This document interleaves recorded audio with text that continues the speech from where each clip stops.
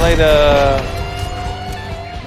Welcome into the channel. My name is Grizzy G, and we just hit Masters on PC. And guys, let's get right into these settings that are going to help you guys to win more games in Apex Legends. Yo, what's going on, everybody? It is Grizzy here. Today, what I have for you guys is going to be an Apex Legends settings video and also a warm-up guide to help improve your aim to get you better, get you those laser beams on those enemy targets. Today, we're going to go through kind of what settings work for me. They might not work for everybody, but let's get right into it. First things first, we will get into the controller settings. What I do is I have a paddle on the left side of my controller and I have a paddle on the right side. I actually have two paddles on the right side. The paddle on the left for me, it jumps. The paddle on the bottom right for me crouches, and then the paddle on the top right for me is my interact button. Now I do recommend, if you do have paddles, you know, trying out 3 instead of just 2. It's just gonna help for like looting. I mean, you can like look around and kind of loot, almost similar to like a PC player if you're able to kind of interact. Otherwise, you're going to just kind of be standing here while you're just looting. A little bit slower, but it's not a game changer. It will help when there is a death box in front of you and you need to interact. Say there's a death box here. If you have the interact button on the back of the controller, you are able to kind of jump and then get into that box because you're able to keep looking at the box the whole time. That can just make it for some better armor swaps. You know, say you're getting chased by a team and you need to jump into a box, grab the armor, and keep moving along. Now, other good alternatives, I would say anything that allows you to not have to take your right thumb off of the thumbstick in order to crouch, and especially in order to jump. Now, I will say button puncher is a pretty good solid just base one to use. That way you can just use your right stick down in order to crouch, so you can crouch spam. Evolved is similar in a way as well. What I like about Evolved is LB is jump. That way, you know, you don't have to take your right thumb off the thumbstick to hit the A button to jump. And also, clicking down on the right stick is crouch. So this is another good controller layout that you guys might want to try out. Now, next up in the gameplay tab, we have default prompt style. We have off button hits, off for the crosshair damage feedback.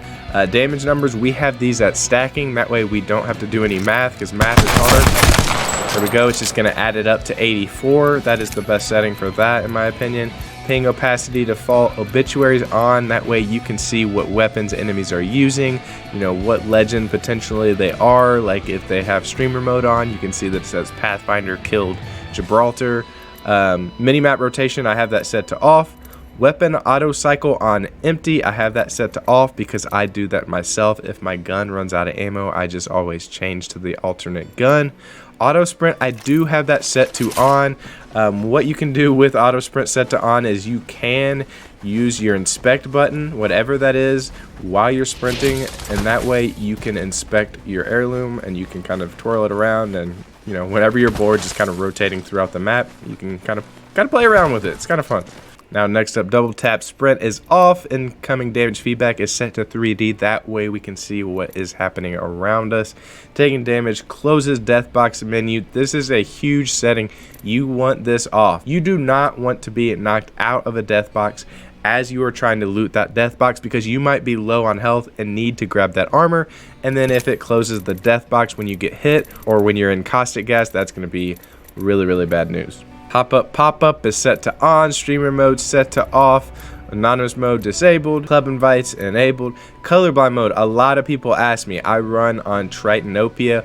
What this does is this makes my reticle, it's hard to kind of see with the P2020, but say I get a sentinel, it makes this little red dot sight, it makes this yellow. I don't know if you guys can see that, but to me, it just makes it a little bit more clear to see when you're aiming at the target. Now, moving on with my controller settings, my crouch button is set to hold. I have had people ask me what is the best way to crouch spam, and I really think that hold to crouch really helps me personally with crouch spam. I also think it's far easier to bunny hop when you have it set to hold than have it set to toggle. Now we got aim button on hold, trigger dead zones on 0. That way the triggers are sensitive, and as soon as we're pressing down on them, they are firing. Menu cursor speed, this is how far I have it set here. Look sensitivity, I did have this set to 5. I might try it out again. I did notice that I was missing a lot more hip fire shots for some reason at the start of Season 8. I did drop this down to 4, and it has been working pretty well for me. I think that the best look sensitivities in the game, really, for controller are 4, 5, maybe 6 if you're cracked out of your mind for 6. But 3 is too low, especially if you're playing on PC. You just cannot turn around fast enough. 4 is, you know, decent speed, nothing crazy, but you kind of want to be in that range. 4, 5, 6 is kind of what I recommend for this look sensitivity. Now, look sensitivity ADS, I think that 4 is the absolute best. It works super good for me, honestly. I don't want to change this setting. Try out 4 on look ADS. I think this is just something I don't really want to mess with. It's beautiful. Per optic settings, I have everything set to default. Response curve, I play on classic. Next up, we have the look dead zone. I had that set to none. Sometimes I might have a little bit of, so you can see it there where there's a little stick drift. My controller's kind of old. Man, having that look dead zone on none is really gonna help you to control some recoil. So try that out on none and see how that works for you guys. Movement dead zone set to small. Inverted off, vibration off. If you play with vibration on, I consider you a weirdo. It might make you miss some shots. You know, if you're getting hit, it might put a little bit more variables involved into the equation, if that makes any sense. So play with vibration off, get used to it, it'll help. Advanced look controls, I do not use these. If you have a lot of time on your hands, advanced look controls can be really good, but I am not that kind of guy. I'm actually pretty crazy when it comes to settings. If I would sit here and really try to figure out my advanced look controls, I don't think I'd ever find them. I think it would take me probably 6 months to find the perfect ones. I would probably be changing them on a regular basis, on a daily basis. So you know what? I just turn them off and I just stick to my 5.4 or my 4.4 look sens. All right, after that, we just have the video settings, but this is just dependent on, you know, what you play on. I play on PC. It depends on what kind of PC you have, what kind of build you have. I'm not super tech savvy, but I try to just have my game to be able to run at the highest that it can. You know, Apex can run at the highest at 144 hertz. I have my game set to 144 FPS, so that's what I get generally with these settings, so I'm going to stick to them. And then one other little thing, they snuck it in here.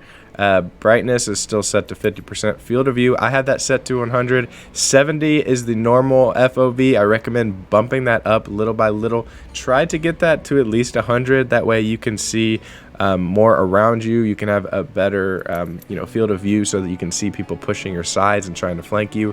All right, so guys, let's quickly get into this aim training. A lot of you guys ask how to get better with the Wingman. I always practice with the Wingman every single day, every time I get on. And these are just some tips to get better with the Wingman. First, you're going to start off with standing shots, and you're just going to get some headshots. Aim at the second target, get some headshots. And you're going to rinse and repeat that method. Next, you're going to throw in some strafes with headshots here. Then you're going to work on this target. Now you're going to get into your crouch spam and shooting with the Wingman. After you worked on your crouch spamming with the Wingman, what we're going to do is we're going to try flick shotting and headshotting all of these targets right here. You start from the middle, you flick over, flick over, flick over. Being able to flick to your target is going to make you extremely deadly with the Wingman, so work on that, guys. Lastly, we're just working on tracking some further distance shots, getting comfortable with using the Wingman at longer ranges, and just make sure you're tracking targets from long distances. And then we're going to combine these with all these moving targets, so you can just kind of mix it up to however you want.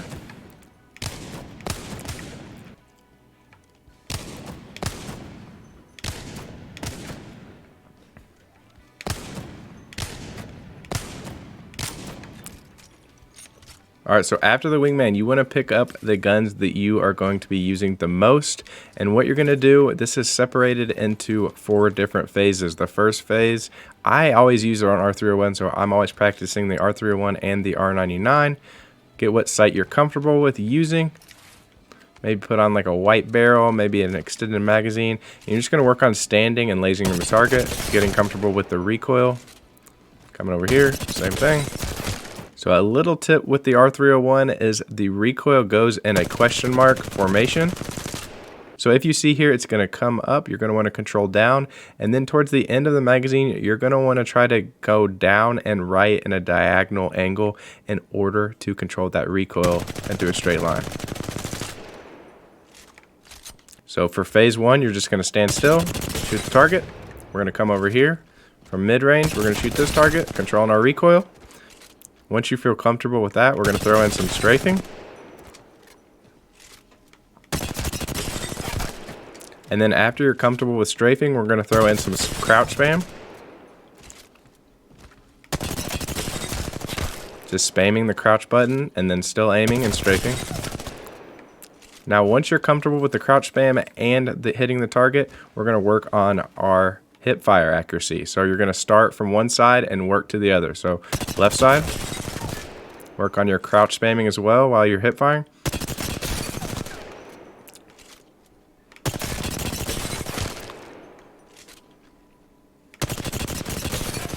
Now we do the same thing with the R99 to warm up with that weapon. So here we start with phase 1, standing still and shooting the target, trying to work on headshots as well.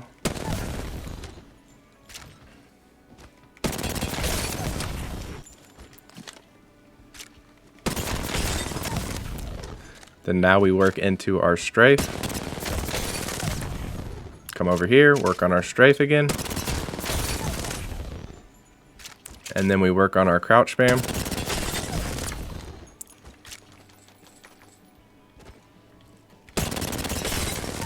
Once we're comfortable with the crouch spam, we go into our hip fire with the crouch spam.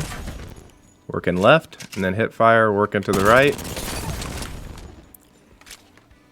Hip fire, working left. And you just repeat that till you get really comfortable with the hip fire, and then you're really ready to fry with the R301 and the R99. Another thing I do, I commonly use the Mastiff. Always work on the guns you're going to be using in game. I pick up a Mastiff, I pick up a purple bolt, and I work on flicking to my target. Trying to get the center of mass and work on high damage shots. Just get ready for that flick with the weapon. That way you can try to two-tap enemies in game. Try to throw in a little bit of juke moves too, you know, hit them with the One other thing you can do with the Mastiff is working on your shoulder or jiggle peak, so you can just and try to time it up with the shotgun bolt that you're using. And guys, I think you all are ready to fry on Apex Legends, baby. And guys, that's it for the aim training. You guys tell me how you like it. See if it works out. Do it each and every day. It'll get your aim right for the games ahead.